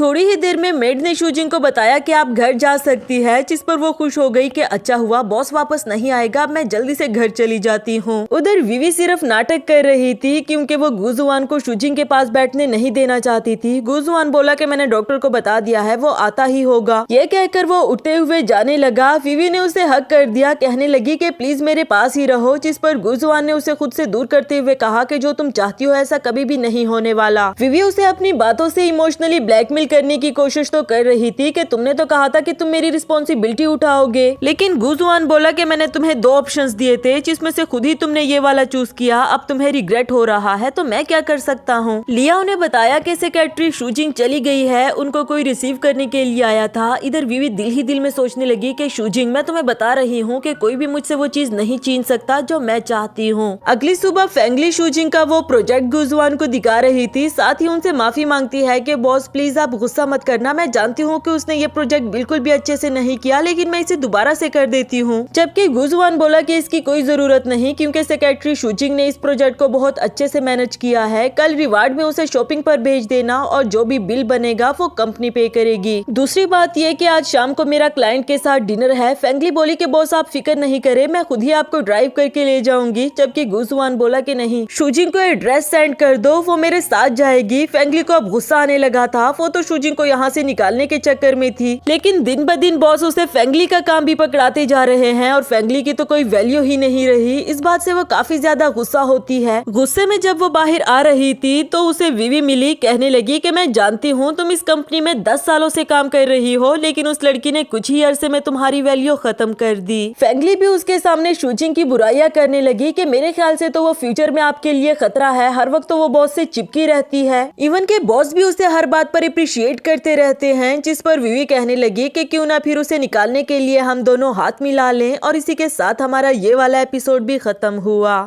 हेलो दोस्तों, तो बढ़ते हैं इस सीरीज के 3rd एपिसोड की तरफ। एपिसोड के शुरुआत में गुजवान अपने बेस्ट फ्रेंड लू से मिलने के लिए आया था, जहां वो अपनी सेक्रेटरी शुजिंग को भी साथ लाया होता है। यहां आते साथ ही गुजवान लू को डांटने लगा कि तुम तो हर वक्त वेले रहते हो, पर मेरे पास करने को बहुत काम होता है। यूं बाहर बुलाने से बेहतर है कि तुम खुद ही मेरे ऑफिस में मिलने के लिए आ जाया करो। लू बोला कि यार, एक तो तुम्हारे काम खत्म नहीं होते, या फिर मैंने तुम्हारी डेट डिस्टर्ब कर दी, कहीं तुम मेरी भाभी के साथ तो नहीं थे। धीरे से उसके पास जाकर पूछने लगा कि ये जो तुम्हारे साथ आई है, क्या यही मेरी भाभी है? गुजवान बोला कि पागल हो गए हो क्या, ये मेरी सेक्रेटरी है। लू को यकीन नहीं आता कि यार इतनी ऑर्डिनरी सी सेक्रेटरी ढूंढी है तुमने अपने लिए। खैर, इसके बाद वो दोनों को ही अपने साथ ड्रिंक करने के लिए कहता है। गुजवान ने तो पहली बार ही उसे मना कर दिया कि नहीं, मैं ड्रिंक नहीं कर सकता। तुम्हें पता तो है कि मैं कितनी जल्दी ड्रंक हो जाता हूँ और फिर किसी गैंगस्टर की तरह बिहेव करने लगता हूँ। इसके बाद लू सेक्रेटरी शुजिंग से पूछने लगा कि अगर तुम्हारे बॉस ड्रिंक नहीं कर रहे तो उनकी जगह तुम ही कर लो। शुजिंग भी उसके साथ ड्रिंक करने के लिए मना कर रही थी, क्योंकि वो जानती थी कि मैं यहाँ बॉस के साथ आई हूँ और ड्रिंक कर लेने के बाद मुझसे कोई भी गलती हो सकती है। जबकि लू कहने लगा कि मैंने गुजवान के लिए इम्पोर्टेंट ब्रांडेड वाइन ऑर्डर करवाई थी, लेकिन अब ये तो वेस्ट हो गई ना। इम्पोर्टेड वाइन का सुनकर शुजिंग को भी दिल किया कि मैं भी इसे टेस्ट करूँ। कहने लगे कि अगर ऐसी ही बात है तो चलो फिर थोड़ा थोड़ा सा हो जाए। इधर गुजवान देखकर दिल ही दिल में सोचने लगा कि इसे तो देखो जरा, अभी तक मना कर रही थी और अभी फौरन से मान गई। उधर थोड़े के चक्कर में उन दोनों ने काफी ज्यादा ड्रिंक कर ली। इवन के शुजिंग बुरी तरह से ड्रंक हो चुकी थी, पर वो अभी भी बस करने का नाम नहीं ले रही। आखिरकार गुजवान कहने लगा कि चलो भी अब बस करो, तुम बहुत ड्रंक हो चुकी हो, मैं तुम्हें लेकर चलता हूँ। इस हालत में उसे वापस लाना पॉसिबल नहीं था, इसलिए गुजवान ने उसके लिए एक रूम बुक कर दिया। जबकि शुजिंग तो ड्रंक हो चुकी थी, उसे देखकर कहने लगी कि हैंडसम बॉय, तुम एक दफा फिर से आ गए हो। पिछली बार मैं तुमसे अच्छे से बातें नहीं कर पाई थी, लेकिन इस बार मुझे तुमसे बहुत सारी बातें करनी है। इधर गुजवान तो हैरान था, पूछने लगा कि क्या बोली जा रही हो तुम, गौर से देखो मुझे, क्या तुम मुझे कोई और समझ रही हो? असल में गुजवान ये बात कंफर्म करना चाहता था कि वो हैंडसम मुझे कह रही है या फिर अपने बॉयफ्रेंड को। कहीं इसने मुझे अपना वो बॉयफ्रेंड तो नहीं समझ लिया, जिससे गुजवान बेचारा जेलस होता रहता था। जबकि शुजिंग उसके सवालों का जवाब दिए बगैर बोली कि प्लीज इस बार मुझे छोड़कर मत जाना, चलो ना हम दोनों शादी कर लेते हैं। गुजवान जानता था कि शुजिंग इस वक्त जो कुछ भी कह रही है, कल सुबह उठने पर उसे इन सब बातों का रिग्रेट होगा। उसे उठाकर बेड पर ले जाते हुए कहने लगा कि देख लो, मैंने तुम्हें कुछ भी करने या कहने के लिए फोर्स नहीं किया। अगर कल सुबह तुम्हें इन बातों पर रिग्रेट हुआ भी तो इसका जिम्मेदार मैं नहीं हूँगा। दूसरी तरफ विवी काफी खुश होकर गुजवान के वापस आने का वेट कर रही थी कि तभी उसे लिया ने आकर बताया कि बॉस आज रात वापस नहीं आएंगे, इसलिए आपको उनका इंतजार करने की जरूरत नहीं। ये सुनकर तो विवी को काफी ज्यादा गुस्सा आ गया था। नेक्स्ट सीन हमें अगली सुबह का दिखाया गया, जब शुजिंग की आंख खुली तो गुजवान को अपने सामने देखकर कहने लगी कि आप मेरे रूम में क्या कर रहे हो। और फिर जब उसने अपने चेंज कपड़ों को देखा, फिर तो उसके होश ही उड़ गए। लेकिन गुजवान को वो बिल्कुल उस रात वाली लड़की की तरह लगी जिसके साथ उसने नाइट स्पेंड की थी। वो उसकी तरफ अट्रैक्ट होने लगता है। शुजिंग ने फौरन से ग्लासेस पहन ली, पूछने लगी कि बॉस आप ठीक तो है। ये देखकर अब गुजवान का ध्यान भी थोड़ा भटक गया था और ये कह रही थी कि बॉस अगर कल रात ड्रंक हालत में मैंने कोई उल्टी सीधी हरकत कर दी हो तो प्लीज इसके लिए मुझे माफ कर देना। गुजवान बोला कि क्या कल रात के बारे में तुम्हें कुछ भी याद नहीं, तो फिर माफी क्यों मांग रही हो। शूजिंग ने जब दोनों के कपड़े फर्श पर बिखरे हुए देखे तो उसे समझ नहीं आती कि अब बॉस से क्या कहूँ। हालांकि इन दोनों के बीच में ऐसा कुछ भी नहीं हुआ था। कहने लगी कि बॉस क्यों ना मैं आपको नए कपड़े गिफ्ट कर देती हूँ। गुजवान भी उसके पास आकर बोला कि सोच लो मेरे कपड़े 6 फिगर्स में होंगे, क्या तुम लाखों की कीमत में सिर्फ कपड़े अफोर्ड कर पाओगी। चलो अभी आप जल्दी से तैयार हो जाओ, हमें ऑफिस के लिए निकलना है, वैसे ही काफी देर हो चुकी। नेक्स्ट सीन ऑफिस का दिखाया गया, जहाँ आज एक इम्पोर्टेंट क्लाइंट के साथ मीटिंग होने वाली थी। गुजवान लिया उसे कह रहा था कि फेंगली से कह देना प्रेजेंटेशन को बहुत अच्छे से प्रिपेयर करे, क्योंकि हम कोई भी मिस्टेक बर्दाश्त नहीं करेंगे। दूसरी तरफ शूजिंग फेंगली के दिए हुए प्रिंट आउट्स को निकाल कर ले आती है और कहने लगी कि प्लीज आप इसे एक बार चेक कर लो कि आपने जो मटेरियल मुझे दिया था वो सब कुछ अच्छे से प्रिंट हो गया है ना। फेंगली ने पहले तो उसके हाथ से सब कुछ नीचे गिरा दिया कि तुम्हें नजर नहीं आ रहा मैं कितनी बिजी हूँ, तुमसे 2 मिनट का वेट नहीं हो सकता क्या। शूजिंग बेचारी जल्दी जल्दी से वो सारे पेपर्स उठा देती है। कहने लगी कि मैं इसलिए पूछ रही थी कि अगर कोई मिस्टेक भी हो तो वो टाइम से ही सॉल्व आउट हो जाए। फेंगली ने जब उससे पेपर्स लिए और इनको देखा तो कहने लगी कि ये तुमने क्या प्रिंट आउट करवा दिया है, ये तो सब कुछ मिक्स अप हो चुका है, अब मैं दोबारा से इसे कैसे शेप में लेकर आऊं। तुम इतनी बड़ी गलती कैसे कर सकती हो। जबकि शूजिंग बोली कि तुमने ही तो ये सब कुछ मुझे इसी ऑर्डर में दिया था, जैसे तुमने दिया मैंने वैसे ही प्रिंट कर दिया। दिल ही दिल में वो सोच रही थी कि बॉस के लिए तो ये मीटिंग बहुत ज्यादा जरूरी है, अगर उनको इतनी बड़ी मिस्टेक का पता चला तो वो कितना ज्यादा गुस्सा हो जाएंगे। कहने लगी कि आप मुझे दे दो, मैं दोबारा से प्रिंट आउट करके ले आती हूँ। पर फेंगली बोली कि तुम पागल हो गई हो क्या, सिर्फ 10 मिनट रह गए हैं, अब टाइम ही कहाँ बचा। ऊपर से फेंगली का बीपी भी लो हो गया था कि अब मैं ये सब कुछ कैसे मैनेज करूंगी। फेंगली ने उसके पर्स से जल्दी से मेडिसिन निकाल कर उसे खिला दी। दूसरी तरफ लिया भी देखकर फौरन से पहुंच आया और पूछने लगा कि इसे क्या हो गया है। शूजिंग ने बताया कि अचानक से इसकी बीपी लो हो गई। नेक्स्ट सीन में इतनी बड़ी मिस्टेक हो जाने पर शूजिंग गुजवान से माफी मांग रही थी, लेकिन उस बेचारी को खुद भी समझ नहीं आ रही कि मिस्टेक मुझसे हुई तो हुई कैसे, मैंने तो सब कुछ वैसा ही किया जैसा मुझे करने को कहा गया था। जबकि गुजवान उसे डांटते हुए बोला कि तुम्हें क्या लगता है इतने बड़े प्रोजेक्ट में मिस्टेक के लिए मैं तुम्हें आसानी से माफ कर दूंगा। सिर्फ तुम्हारी वजह से आज हमारी इतनी इंपॉर्टेंट मीटिंग कैंसिल होने वाली है। और हाँ, ये तो बिल्कुल भी मत सोचना कि कल रात हम दोनों ने एक ही रूम में स्टे किया था तो इसकी वजह से आज मैं तुम्हें माफ कर दूंगा। तुमने जो गलती की है इसके लिए मैं तुम्हें बिल्कुल भी नहीं छोड़ूंगा। शूजिंग बेचारी को काफी ज्यादा बुरा लग रहा था। कहने लगी कि बॉस, बजाय इस मीटिंग को कैंसिल करने के क्या प्लीज आप मुझे एक चांस नहीं दे सकते प्रेजेंटेशन करने का। वैसे भी ये तो हमारे क्लाइंट पर डिपेंड करता है कि हमारी मीटिंग सक्सेसफुल होगी या नहीं। विवी भी ये सारा तमाशा चुपके से देख रही थी। असल में ये सारा प्लान उसका और फेंगली का था। इधर बॉस तो पहले नहीं मान रहे थे, लेकिन आखिरकार वो कह देता है कि ठीक है तुम प्रेजेंटेशन दे दो। नेक्स्ट सीन में लिया गुजवान को बता रहा था कि डॉक्टर ने कहा कि फेंगली ने कुछ उल्टा सीधा खा लिया था जिसकी वजह से उसकी बीपी लो हो गई। गुजवान दिल ही दिल में सोच रहा था कि इतने सालों में तो ऐसा कभी भी नहीं हुआ, फेंगली ने अपना हर काम बहुत अच्छे से किया है। लेकिन खैर वो कहता है कि फेंगली से कहना अच्छे से रेस्ट कर ले, कुछ दिनों की छुट्टियां ले ले। बाकी जहाँ तक मीटिंग की बात है तो मेरे ख्याल से शूजिंग उसे अच्छे से देख लेगी। विवी काफी ज्यादा गुस्से में घर वापस आ जाती है क्योंकि वो तो शूजिंग को कंपनी से निकलवाना चाहती थी और फिलहाल तो ऐसा नहीं हो पाया। फेंगली को कॉल करके कहने लगी कि सब कुछ हमारे प्लान के अकॉर्डिंग तो नहीं हुआ, लेकिन खैर परेशान होने की कोई जरूरत नहीं, आगे भी हमें बहुत सारे मौके मिलते रहेंगे। अगली सुबह गुजवान अपने क्लाइंट के साथ बैठकर शूजिंग के आने का वेट कर रहा था कि ये लड़की अभी तक आई नहीं और कितना लेट करेगी आने में। कि तभी दूसरी तरफ से शूजिंग भी पहुंच आई, जो बहुत अच्छे से प्रोफेशनल ड्रेसअप करके आई थी। गुजवान और लियाओ तो उसे देखते ही रह गए क्योंकि वो तो हमेशा स्टूपिड लोगों की तरह ड्रेसिंग करती रहती थी। खैर इसके बाद प्रेजेंटेशन स्टार्ट हो गई जिसका क्लाइंट भी बेसब्री से इंतजार कर रहा था। जैसा कि शूजिंग ने ये प्रेजेंटेशन बहुत अच्छे से प्रिपेयर की थी, क्लाइंट को भी ये प्लान काफी ज्यादा पसंद आया और वो गुजवान के साथ हैप्पी कोऑपरेशन कर लेता है। क्लाइंट के वहाँ से चले जाने के बाद गुजवान शूजिंग से भी कहता है कि तुमने बहुत अच्छे से प्रेजेंटेशन दी। इसके बाद उसने लू को कॉल करके बताया कि आज हमने बहुत बड़ा प्रोजेक्ट फाइनल किया है, इसी खुशी में मैं आज सबको डिनर पार्टी दे रहा हूँ, तुम भी मुंह उठाकर आ सकते हो। नेक्स्ट सीन हमें शाम का दिखाया गया जहाँ लू तो गुजवान से भी पहले पहुँच आया था। उसके आने पर पूछने लगा कि तुमने आने में इतनी देर क्यों कर दी और ये ब्यूटी कौन है तुम्हारे साथ। ये बोला कि सेक्रेटरी शूजिंग है और कौन। ये सुनकर तो लू हैरान ही हो गया कि पिछली बार तो ये इतनी प्यारी नहीं लगी थी, अब ये इतनी प्यारी कैसे हो गई। इवन के डिनर के दौरान भी वो सिर्फ शूजिंग को ही देखता रहा। आखिरकार उसे कहने लगा कि क्यों ना तुम मुझे वीचैट पर ऐड कर लो। गुजवान जानता था कि इसकी तो आदत है हर लड़की से फ्लर्ट करने की, इसलिए उसने शूजिंग का मोबाइल पीछे खींच लिया और उसे बताया कि इसे ऐड करने की कोई जरूरत नहीं। लू बोला कि कोई बात नहीं बच्चू, फिर कभी सही। वो शूजिंग से कहता है कि कहीं तुम्हारा इरादा तो नहीं ये जॉब छोड़ने का, अगर तो तुम जॉब छोड़ना चाहते हो तो मेरी कंपनी में आ जाना, मुझे भी एक सेक्रेटरी की जरूरत है और मैं तुम्हें गुजवान से दुगना पे करूंगा। वैसे ये तुम्हें कितनी सैलरी दे रहा है? गुजवान बोला कि मैं इसे 1 लाख युवान दे रहा हूँ, क्या तुम इतना इसे दे पाओगे? लू की तो सुनकर बोलती ही बंद हो गई, क्योंकि वो इतना बड़ा बिजनेसमैन भी नहीं था कि एक छोटी सी सेक्रेटरी को इतनी ज्यादा सैलरी दे। कहने लगा कि कोई बात नहीं, कभी तो मैं भी इतना पावरफुल बन जाऊंगा। जबकि दूसरी तरफ शूजिंग तो खुशी के मारे समाये नहीं जा रही थी कि क्या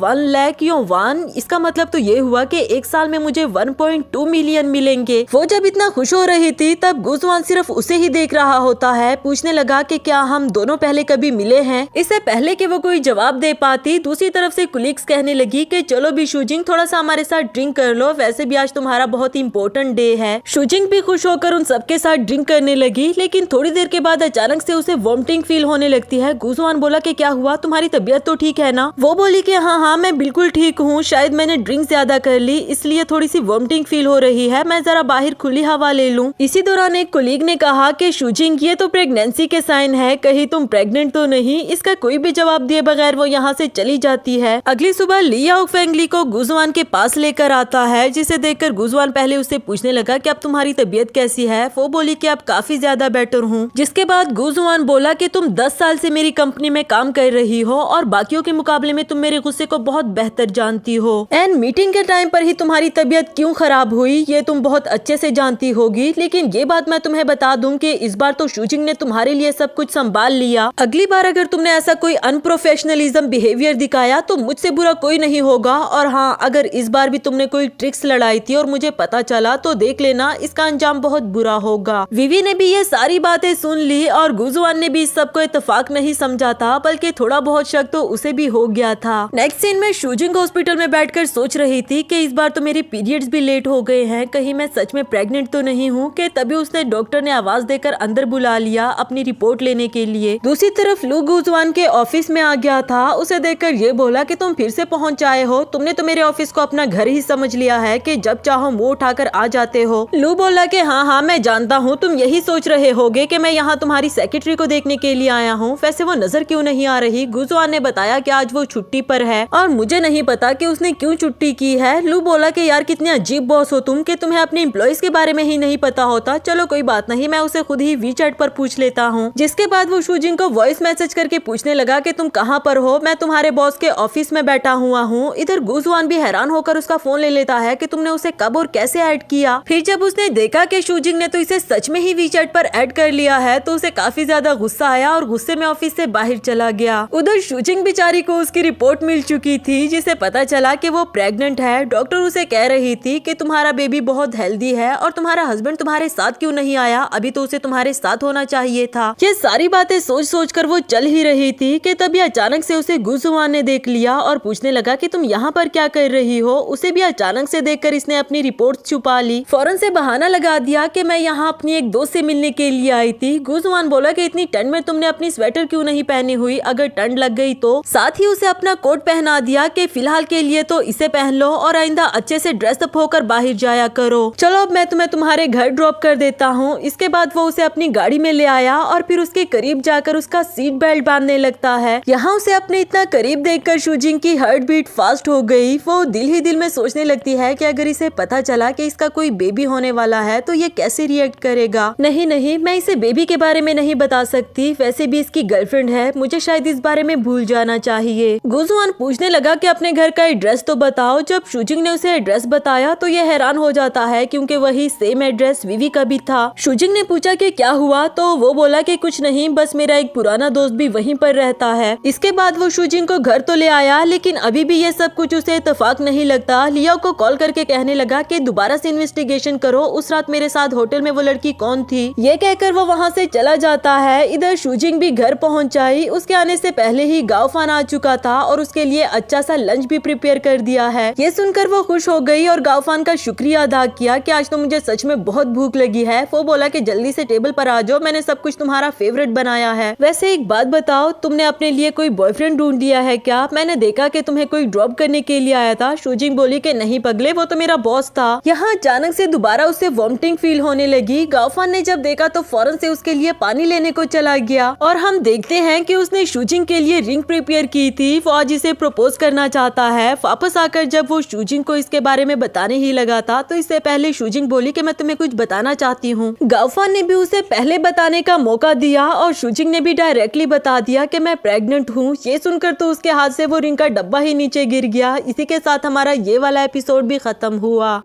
हेलो दोस्तों, तो बढ़ते हैं इस सीरीज के 4th एपिसोड की तरफ। एपिसोड की शुरुआत बिल्कुल उसी सीन से होती है जहां गाओफान के हाथ से वो रिंग का डब्बा नीचे गिर गया। ये इधर शूजिंग ने भी देख लिया था, तो वो बोला कि असल में मैं किसी लड़की को प्रपोज करने वाला हूँ। खैर तुम बताओ इस बच्चे का फादर कौन है? शूजिंग बोली कि ये एक इंसिडेंट था, इसके लिए मुझे किसी ने भी फोर्स नहीं किया, इसलिए मैं इस बच्चे को रखना चाहती हूँ। गाओफान वैसे ही उसकी प्रेगनेंसी का सुनकर सैड हो गया था, कहने लगा कि तुम पागल हो गई हो क्या? इस बच्चे का फादर तुम्हारे साथ नहीं है तो तुम अकेले इसे कैसे राइज करोगी? आज से कई साल पहले हमारे पेरेंट्स ने भी तो यही प्रॉमिस किया था ना कि वो हमारे साथ रहेंगे, हमें साथ में राइज करेंगे, लेकिन क्या हुआ? हम पले बड़े तो अनाथ आश्रम में ही। शूजिंग उसे समझा रही थी कि अब मैं अपने पेरेंट्स की तरह तो नहीं हूँ, मैं अपने बच्चे को अच्छे से राइज करूंगी, लेकिन फिर भी गाओफान गुस्से में वहाँ से चला गया। शूजिंग भी दिल ही दिल में यही सोच रही थी कि क्या मैंने कोई गलत फैसला ले लिया है। उधर गाओफान बहुत ज्यादा उदास हो गया था, वो उन रिंग्स को देख रहा होता है और साथ ही हमें फ्लैशबैक का सीन दिखाया गया। बाथरूम में गैस लीक हो जाने की वजह से बात लेते वक्त शूजिंग बेहोश हो गई थी, जिसे गाओफान ने टाइम पर ही बचा लिया।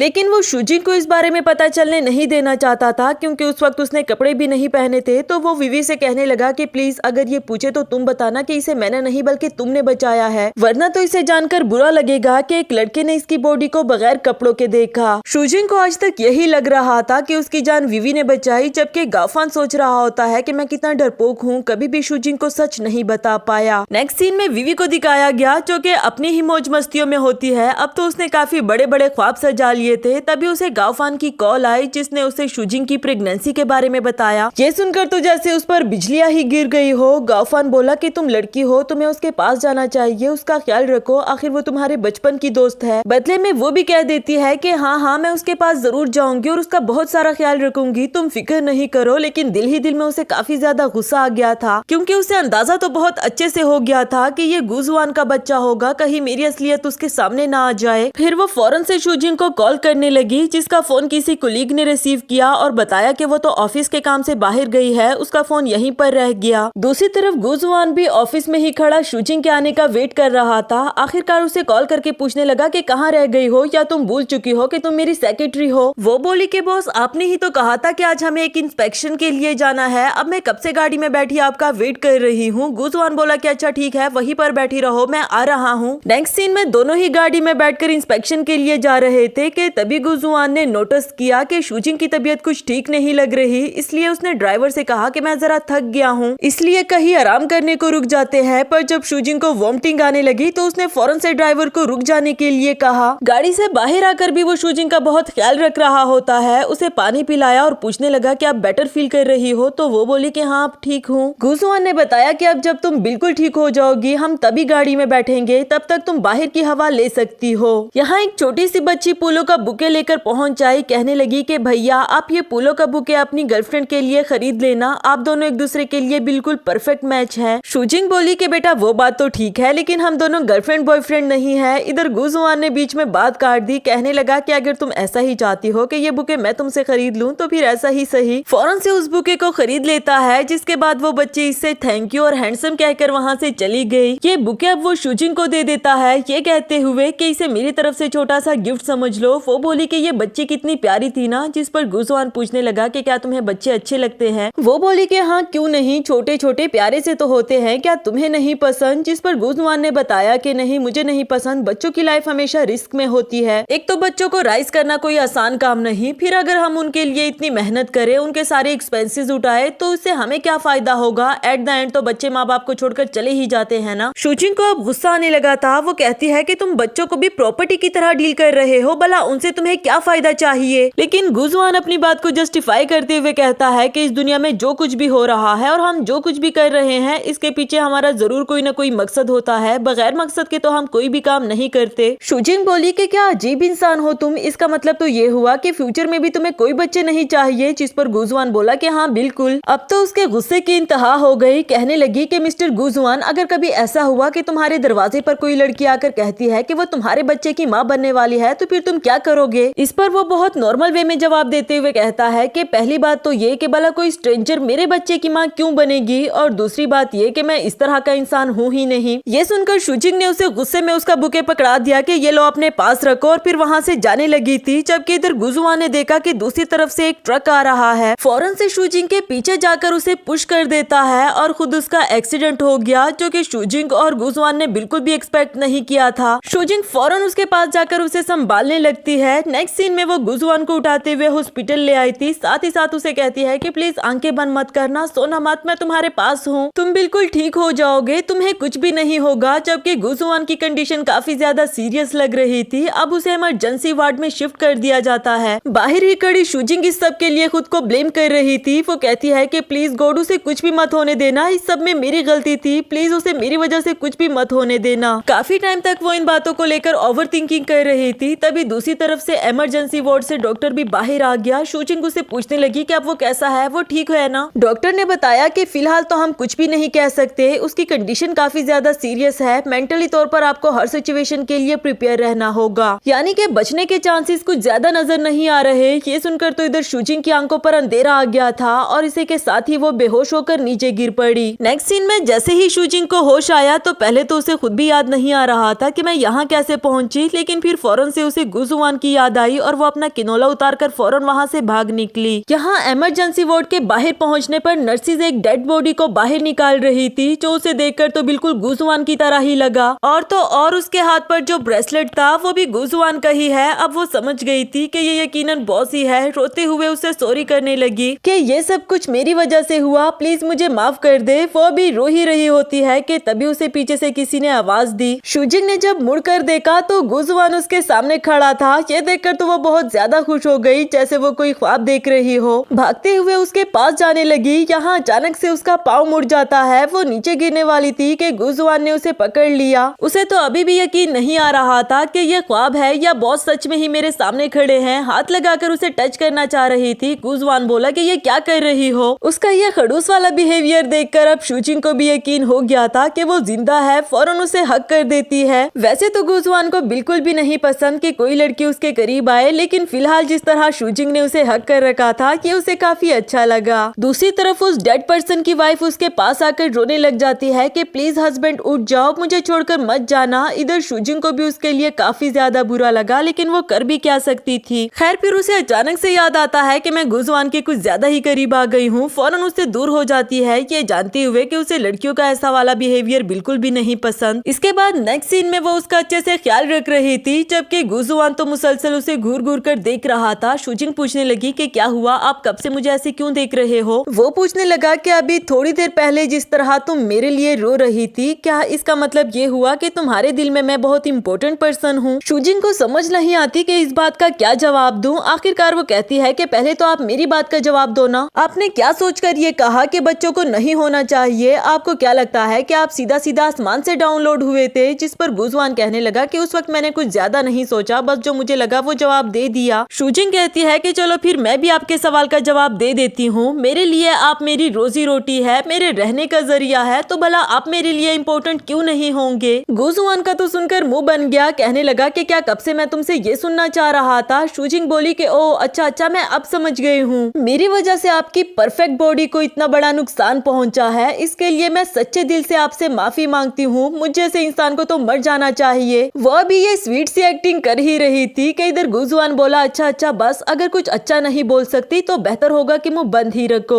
तब तक वहाँ लिया भी पहुँच आया था, जो बॉस के लिए काफी ज्यादा वरिड था। कहने लगा कि बॉस आप ठीक तो है ना, आपका पाँव तो फ्रैक्चर नहीं हुआ। मैंने आपको कहा भी था कि मुझे छुट्टी नहीं चाहिए, लेकिन फिर भी आपने मुझे छुट्टी दे दी थी। गुजवान बोला कि रिलैक्स हो जाओ, मैंने तुम्हें छुट्टी दी थी तो तुम्हें आने की जरूरत ही क्या है। खैर अब ये बताओ कि तुमने शुजिंग की फैमिली को इन्फॉर्म कर दिया है ना। जिस पर लियाओ ने बताया कि हाँ मैंने गाओफान को इन्फॉर्म कर दिया। इधर शुजिंग पूछने लगी कि क्या तुमने उसे क्यों बताया, क्योंकि वो जानती थी कि गाओफान बहुत ज्यादा परेशान हो जाएगा। लियाओ बोला कि तुम्हारे इमरजेंसी कॉन्टेक्ट में सिर्फ उसी का ही तो नंबर था। अब तो शुजिंग फौरन से बाहर भागकर उसे मिलने के लिए चली जाती है ताकि वो इसके बारे में ज्यादा परेशान ना हो। लियाओ ने बताया कि बॉस इन्वेस्टिगेशन से हमें उस होटल रूम की न्यूज पता चली है। दूसरी तरफ शुजिंग शूजिंग को भी गाओफान मिल गया था। इधर गुजुआन भी बाहर आकर उसे देखने लगता है और वो क्या न्यूज थी ये तो फिलहाल हमें पता नहीं चली, लेकिन गाओफान को देखकर गुजुआन दिल ही दिल में सोचने लगा कि ये तो वही लड़का है जो उस वक्त मॉल में शूजिंग से मिला था। वो यही समझ रहा होता है कि यकीनन ये लड़का शूजिंग का बॉयफ्रेंड होगा। नेक्स्ट सीन में गाओफान ने विवी को कॉल करके शूजिंग के एक्सीडेंट के बारे में बताया कि फिलहाल वो हॉस्पिटल में एडमिटेड है, बेहतर होगा कि तुम उससे मिलने के लिए आ जाओ और हाँ साथ में उसके लिए सूप भी बना कर ले आना। विवी भी शॉक्ड होने का नाटक करने लगी और कहती है कि हाँ मैं बस आ रही हूँ। कॉल कटने के बाद वो खुद से कहने लगी कि इतनी मेहनत से तो मैंने गाड़ी अरेंज करवाई थी इसका एक्सीडेंट करवाने के लिए, लेकिन अभी भी ये बच गई है। असल में उसे इस बात का पता नहीं था कि उसी गाड़ी में गुजुआन भी बैठा हुआ है। उसने शूजिंग की कुलीग से गाड़ी का नंबर पूछा था तो उसने भी नंबर बता दिया। खैर अब वो यही कह रही थी कि अगर एक्सीडेंट से कोई काम नहीं बन सका तो मैं कोई और रास्ता ढूंढ लेती हूँ। नेक्स्ट सीन में गाओफान शूजिंग के पास बैठा उसका ख्याल रख रहा था। वो भी इसका ये उदास वाला चेहरा देखकर कहने लगी कि तुम तो मुझसे नाराज थे ना, फिर भी मेरी हेल्प करने के लिए क्यों पहुंच आए हो। तो वो बोला कि चाहे मैं नाराज था या उदास, मैं तुम्हारे बचपन का दोस्त हूँ, भला किसी भी मुश्किल में मैं तुम्हें अकेले कैसे छोड़ सकता हूँ। और वैसे भी अब तुम माँ बनने वाली हो, लेकिन अपना ख्याल रखना तुम्हें जरा भी नहीं आता, तो मुझे ही तुम्हारा ख्याल रखना होगा ना। देखो ना तुम कितनी कमजोर लग रही हो, खाना पीना भी छोड़ दिया तुमने। उसकी ये स्वीट सी बातें सुनकर शूजिंग बोली कि तुम कितने अच्छे हो और तुम ही मेरी इस दुनिया में सबसे बेस्ट फ्रेंड हो। वो बोला कि अच्छा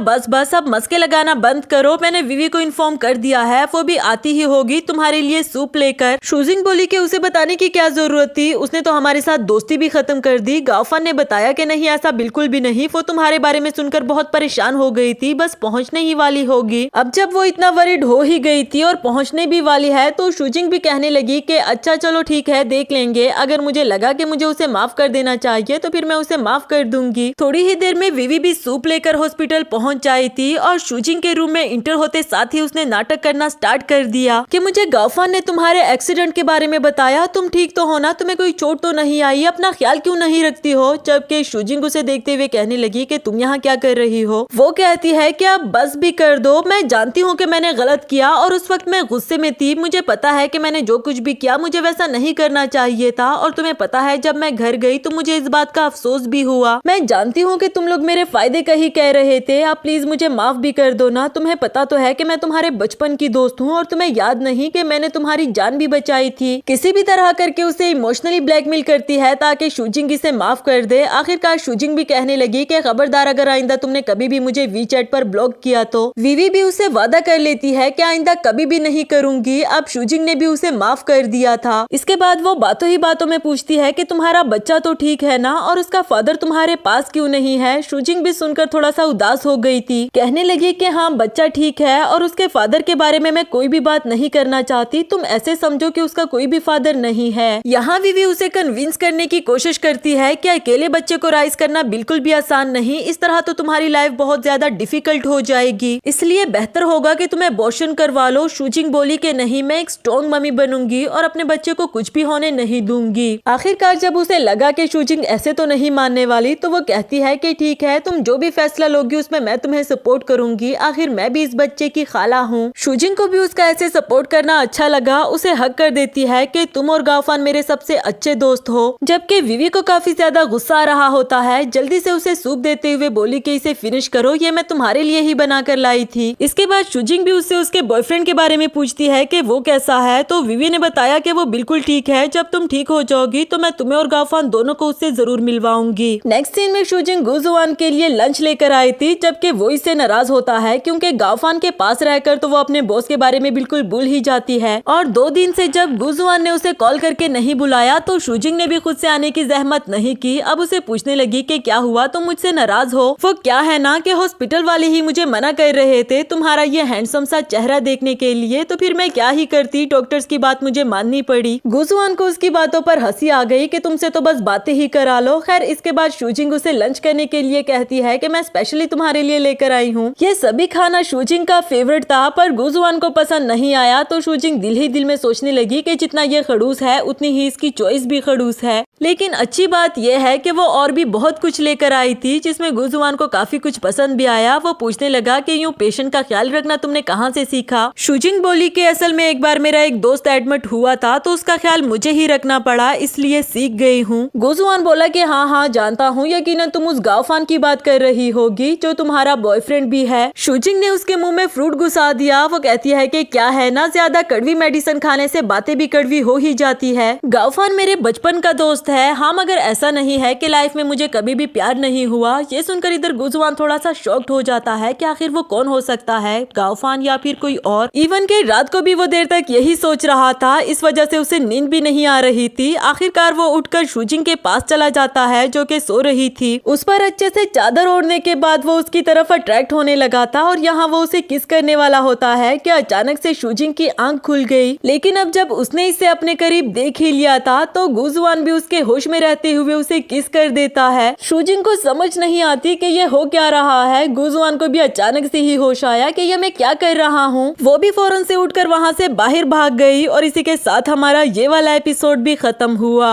दोस्तों, अगर आप लोगों को ये सीरीज पसंद आई तो इसके बाकी के एपिसोड्स भी मैंने अपने नए चैनल के ड्रामा मैक्स पर अपलोड कर दिए हैं, जिसका लिंक भी मैंने कमेंट सेक्शन में पेस्ट कर दिया। आप लोग सोच रहे होंगे कि मैंने इसके बाकी के एपिसोड्स अपने नए चैनल पर क्यों अपलोड किए। वो इसलिए कि मैं आप लोगों से अपने नए चैनल को इंट्रोड्यूस करवाना चाहती थी। मेरे दूसरे चैनल के ड्रामा यूनिवर्स ओमेगा को तो आप लोग जानते ही होंगे, जिस पर कुछ कॉपीराइट इश्यूज की वजह से मैं वीडियोस अपलोड नहीं कर पा रही। तो जब तक ये इशू रिजोल्व नहीं हो जाता तब तक आप लोग मेरे इस नए चैनल पर वीडियोस को एंजॉय कर पाएंगे। और मैं चाहती हूँ कि यहाँ पर भी आप लोग मुझे हमेशा की तरह सपोर्ट करें। तो जल्दी से कमेंट सेक्शन में जाकर दिए हुए लिंक पर क्लिक करें, जिससे आप लोग मेरे नए चैनल पर पहुँच जाएंगे। और हाँ, चैनल को सब्सक्राइब करना बिल्कुल भी मत भूलें, ताकि आने वाली मजेदार सी सीरीज आप लोगों को टाइमली मिल सके।